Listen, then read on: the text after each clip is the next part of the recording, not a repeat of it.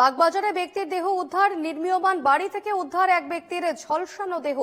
দেহের পাশে থেকে মিলেছে একটি পেট্রোলের বোতল। ওই ব্যক্তির নাম পরিচয় জানার চেষ্টা করছে পুলিশ। দেহ উদ্ধার ঘিরে রীতিমতো চাঞ্চল্য ছড়িয়েছে। এই মুহূর্তের একটি বড় খবর, বাগবাজারে এক ব্যক্তির দেহ উদ্ধার হয়েছে এবং নির্মীয়মান বাড়ি থেকে উদ্ধার হয়েছে এক ব্যক্তির ঝলসানো দেহ। দেহের পাশে থেকে মিলেছে একটি পেট্রোলের বোতল এবং ওই ব্যক্তির নাম পরিচয় জানার চেষ্টা করছে পুলিশ। তবে দেহ উদ্ধার ঘিরে রীতিমতো চাঞ্চল্য ছড়িয়েছে এলাকায়। কথা বলে নেব, আমাদের সঙ্গে টেলিফোনে রয়েছেন প্রতিনিধি সুস্মিত মজুমদার। সুস্মিত, কি জানা যাচ্ছে, ওই ব্যক্তি কে, তার নাম পরিচয় জানা গেল এখনো পর্যন্ত? নাম পরিচয় কিছুই জানা যায়নি, তার কারণ তোমাকে বলে রাখি 9 নম্বর নিবেদিতা লেন তার একটি নির্মীয়মান বাড়ি এবং সেই বাড়িতেই আজকে সকালবেলায় যখন মিস্ত্রিরা কাজ করতে আসে তখন দেখে উপরে দেহ পড়ে রয়েছে, অর্থাৎ অর্ধদগ্ধ অবস্থায় পড়ে রয়েছে দেহ এবং পাশে একটি পেট্রোলের বোতলও রয়েছে।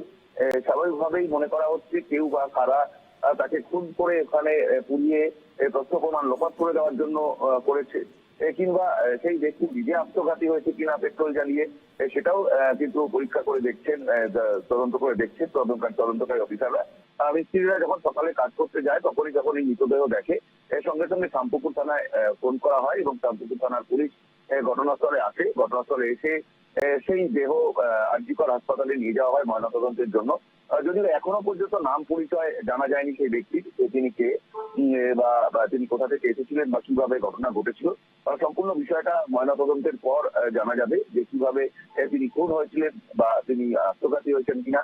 তবে প্রাথমিকভাবে প্রথমেই সেই ব্যক্তি কে সেইটা জানার চেষ্টা করছে শামপুকুর থানার পুলিশ।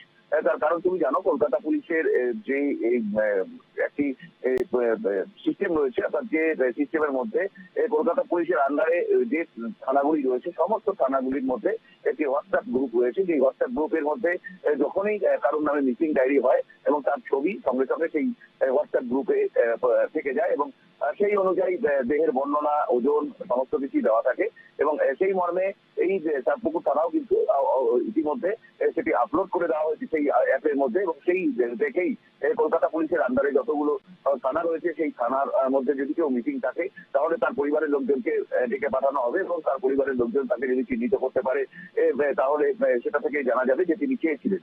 যদি কলকাতা পুলিশের মধ্যে না থাকে, ইনি বাইরের বা কোনো ভিন রাজ্যের হয় বা ভিন জেলার কেউ হন, তাহলে ঠিক সেরকম ভাবেই একই পদ্ধতিতে কিন্তু রাজ্যের ক্ষেত্রেও ঠিক এরকম ভাবেই খুঁজে পাওয়া যেতে পারে। সেই কারণেই কিন্তু সেই পদ্ধতিগুলো ইতিমধ্যে শামপুকুর থানার পুলিশ অ্যাপ্লাই করে দিয়েছে। যদিও কলকাতা পুলিশের গোয়েন্দা বিভাগ ইতিমধ্যে সেই বিষয়ে তদন্ত শুরু করেছে যে কে বা কারা এই ধরনের ঘটনা ঘটিয়েছে বা কে এর সঙ্গে জড়িত রয়েছে বা এই ব্যক্তি নিজে আত্মঘাতী হয়েছেন কিনা। একেবারে অবশ্যই এদিকে নজর থাকবে এবং যে ব্যক্তির ঝলসানো দেহ উদ্ধার হয়েছে ইতিমধ্যেই তার নাম পরিচয় জানার চেষ্টা করা হচ্ছে এবং সেক্ষেত্রে ইতিমধ্যেই তদন্তে নেমেছে পুলিশ। আপাতত ধন্যবাদ সুস্মিত।